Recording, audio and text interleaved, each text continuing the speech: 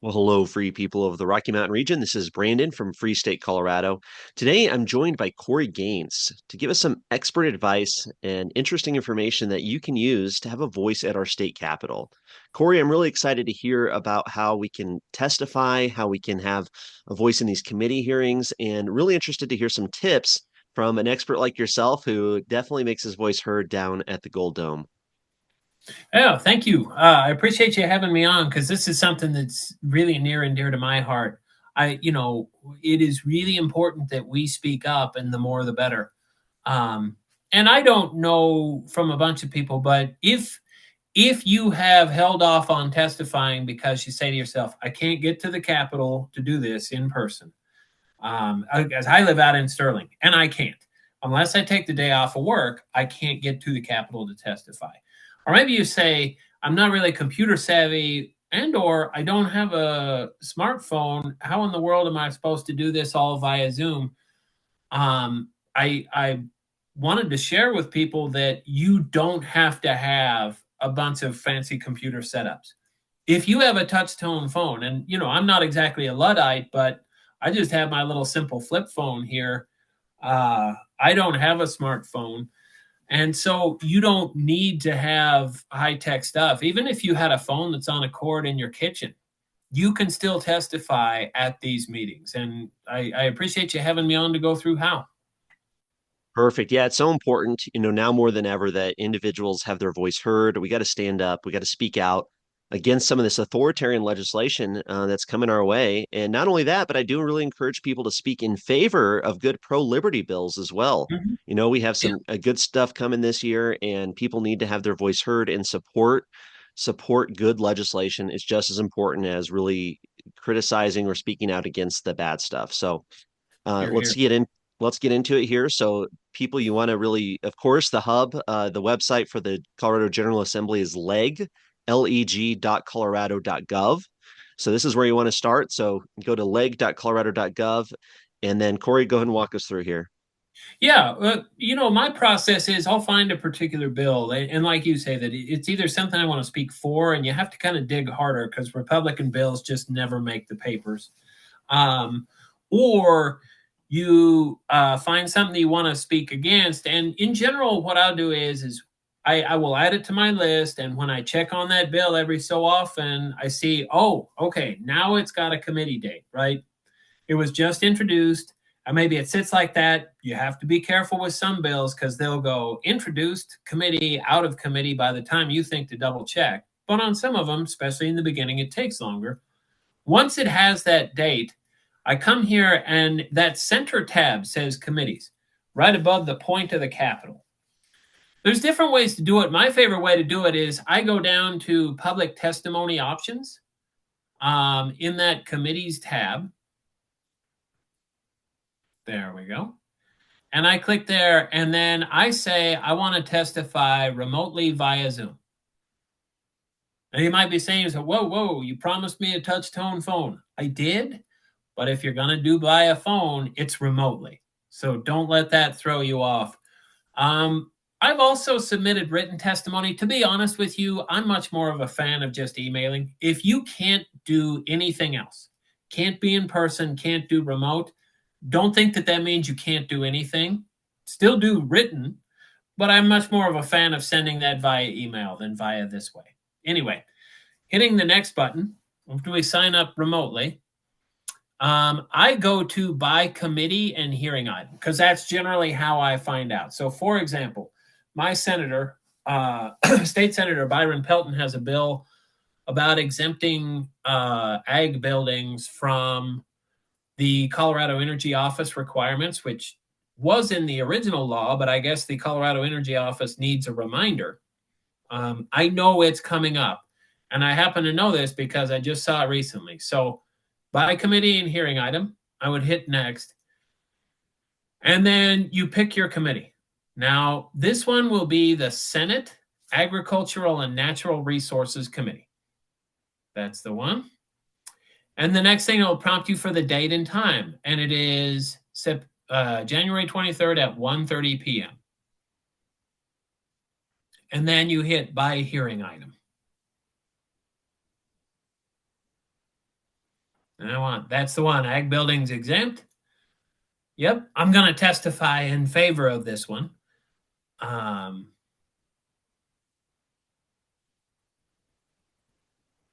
Now, I put in my name, and we could do this or not. We could just skip to the next part, but generally I'll put in my name. I skip the pronouns. You're welcome to do that or not. You have to say whether you're for or against, neutral. I've had bills I've testified on where it's like questions only. And if you're an expert on something and the legislature knows you're an expert, then you would click that. If you're an ordinary person, it's probably just going to be for or against. Representing self or organization, for me, it's always self because I'm not part of anything. There's a phone that you would have to put in. There is an email and a zip code. I generally don't put my address because why? But the zip code is required.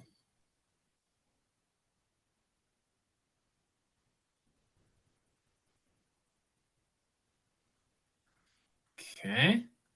Now, once you hit sign up, you will get an email. Whatever email you put in, that's going to be the email where they will send the meeting confirmation to you, right? Having done that, then you're going to get an email, and it's going to give you a link for a Zoom meeting.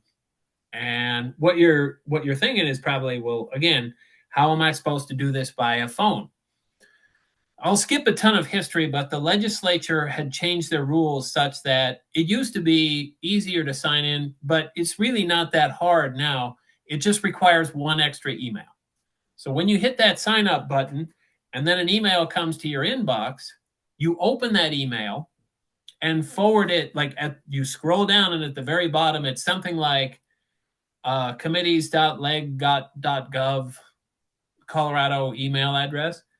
Just copy that address, hit forward the email to that legislative committee's address, and say, I would like phone testimony for this meeting, please.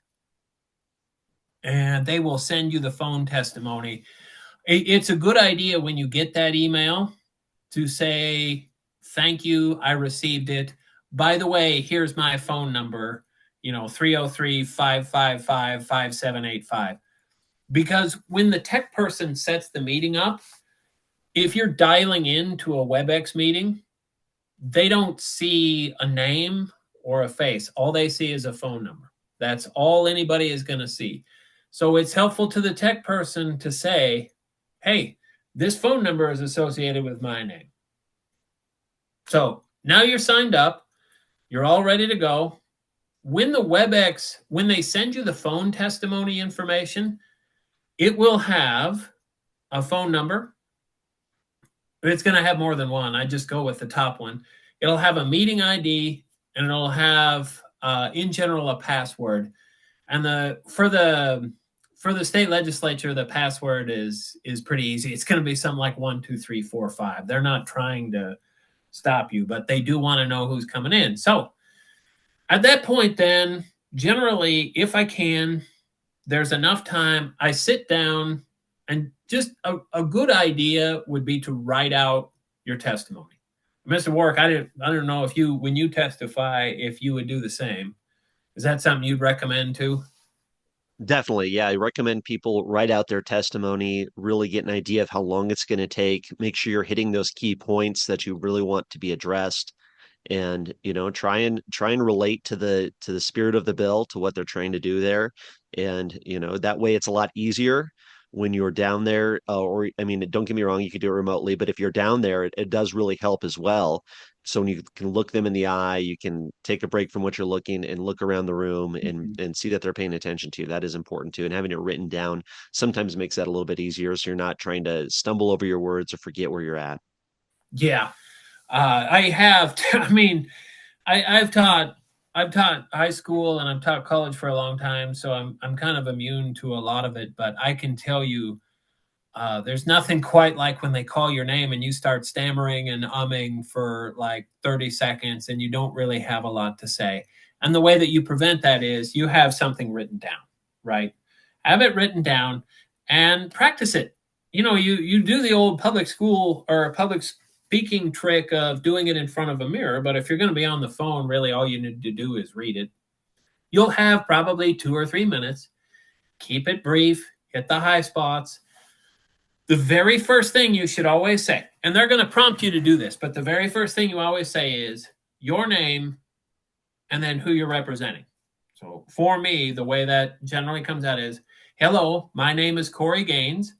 I'm a resident of Logan County, and I'm here representing myself. I'm speaking against or for this bill. And then you sort of launch into your spiel about why it is that you are either for or against this bill. And then after you are done, it's a good idea after you've said your whole spiel to be like, I'm happy to answer any questions if anybody has any. And then you just wait. And they'll when they call you up, you'll be part of a panel, 3 or 4 people. You'll say your piece, and some of the legislators might ask questions of the panel. In my experience, probably 90% of the time, you're not going to get any questions at all. If you're a lobbyist or somebody from, say, like a group like ones I've testified about open records law, they'll ask the Colorado Press Association person a question. They're not going to ask Cory Gaines a question because who knows? Like, I'm not a heavy hitter, right? So they don't generally ask me a question. Other good ideas as far as testimony goes is when you're sitting there waiting for your turn, have a piece of paper handy that you can write on and a pencil. Because with regard to saying stuff, if you're not good or practiced at, or you think you're not good at it, because you might actually find that you are good at testifying at this stuff, have that pencil and paper ready, because a really great idea, and it's something I've done before, if you hear something that really you resonated with, Joe Smith got on there and said something that really, really hit the nail on the head for you. Write down what Joe Smith said and write down the name Joe Smith. And if you're worried about stammering or something, or you start to freeze up, you got that right there. And you can say, you know what? I think Mr. Joe Smith said it best when he said the following, and I agree with that completely. And bam, right there, you've got really good testimony in case you freeze up or something goes wrong. Definitely great information, good tips. Be prepared, know what you're going to say, but also pay attention to what other people are saying. I think that is really important, especially if they're an expert. Like you said, if there's somebody who, works for a department or has some sort of expertise and you can resonate or build off of what they said, maybe Yeah. elaborate or add to it. I think that does contribute to having a little bit more powerful testimony for sure. Mm-hmm. Like, I would like to echo what so and so said. I would resist if somebody says something that you know that is not patently true. Like, let's say somebody gets on there and testifies. The first example that's coming into my mind is, say, something about cattle and wolves, right? Just because that's been on my mind recently. If somebody says something that you disagree with, or somebody says something that you know is patently not true, do not say that person's name. It's not really going to be productive, and you're not here to argue. But I would say something like, it has been said that, and repeat what the person said, and then say, however, to me, somebody who has worked cattle for my whole life and is part of a 3-generation family, I can tell you that's wrong because, et cetera, et cetera. So you can also respond in the negative. I just would not repeat the name of the person because, again, it's going to make you sound argumentative, and it's really not going to add to the conversation. Your whole goal here is to convince people, and that tends to be harder if you come off as wanting to be fussy or argumentative. That's a great point as well. And in relation to the other people testifying too, I would really encourage people to pay attention who else is speaking. on your side of the issue, whether it's for or against a bill, and maybe you can connect with them. You can use this as an opportunity to network. If somebody took the time out of their day to go speak on a bill that you have strong feelings about and you agree with them on the issue, that could be somebody that you could potentially network with or organize with for this issue going forward, or maybe a political campaign, or build this community up, because that's what it's going to take, is getting people organized and connected, and using testimony or committee hearings to identify other allies or potential allies could be a powerful way to do it. Yeah, that's a really great idea. I like that idea. I would take the converse too, that you might hear some surprises of people that are testifying on the opposite side. I have I'm not so much anymore, but when I first started doing this, like, I was testifying against a gun control bill. Like, what the hell is AARP doing here? Or like AAA Colorado or Parent Teacher Association. And you come to find out that a lot of these groups are actually pretty well politically involved and might be on the opposite side of an issue that you are.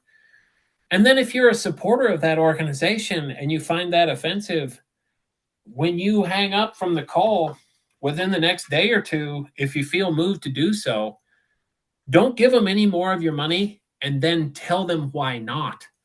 I have a friend who is he's a detective now, but he used to be a patrol deputy, and he has a child.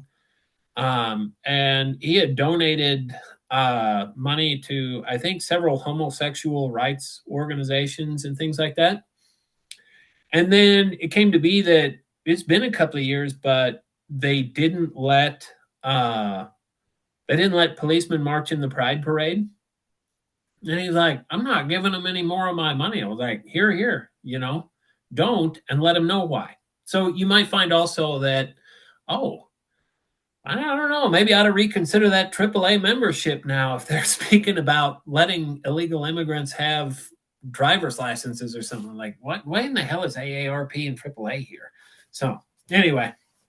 No, that's a great point too, and I'm sure both you and I, Cory, would be very interested if anybody watching this comes across any of that information where there's an organization or a group out there that doesn't seem like they should be talking about this issue, but it does have somebody there testifying on the wrong side of that bill.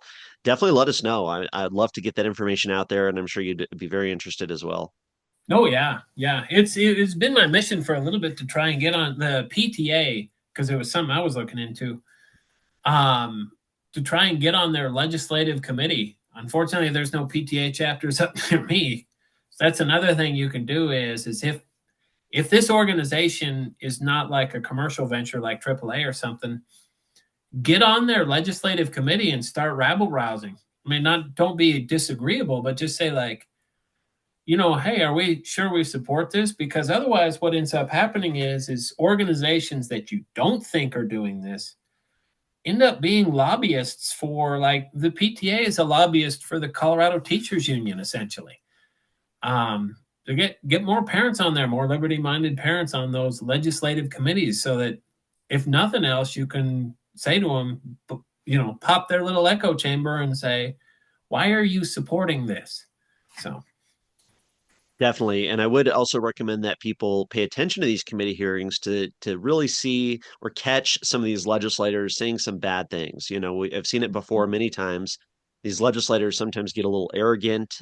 They push back, and they can be rude and dismissive of people who are speaking. I mean, people with lived experiences that are directly Yeah. related to what the bill is about. And then you have some of these legislators just get in there and just totally be demeaning towards them. This is kind of thing we need to pay attention Mhm. to get recorded, to at least get the audio at the very least. But if you can get video of it, and then let's get out on social media, because we got to expose some of the bad behavior of these supposed representatives of our community and really Right. call them out if they're not treating people right. And committee hearings is unfortunately a place where this happens probably more frequently than people might expect. Agreed. I remember Senator, I forget if he was rep at the time. No, he was a senator at the time. Tom Sullivan, the gun control guy. He attacked.